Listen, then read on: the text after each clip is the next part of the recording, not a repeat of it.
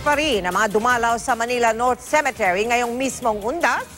Yan ay kahit marami nang bumisita kahapon at nitong weekend. Nakatutok doon live si Tina Panganiban Perez. Tina!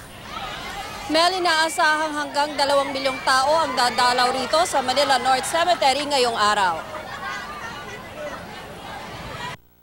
Hanggang kaninang alas 12 ng tanghali, 800,000 na ang dumalaw rito sa Manila North Cemetery. Nakalulula ang lawak ng sementeryo na 54 hectares. Nagmukhang langgam ang mga tao sa dami. Kala ko ngayon konti na lang dahil na meron dumating na Saturday, Sunday, Monday. Ngayon nagulat kami, biglang buhos po. Kapag ganito karami ang mga tao, karaniwang problema ang mga nawawala. Hinahanap naman yung anak. Kanina pa ang nag-iintay sa rito.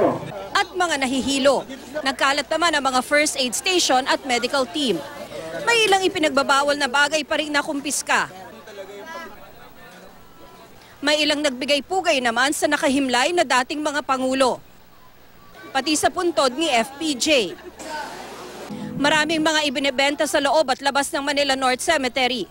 Ang Chuchi Foundation abala pa rin sa pag-segregate ng mga basurang pwedeng i-recycle. May nag-aalok din ng masahe at hilot. Todo bantay pa rin sa seguridad ang mga pulis at marines. Kanina, nag-inspeksyon ng hepe ng NCRPO. Lahat naman ng ating mga security details are all in place. At wala pa tayong nakuhang report na insidente whatsoever na nangyari sa loob o sa labas ng mga sementeryo.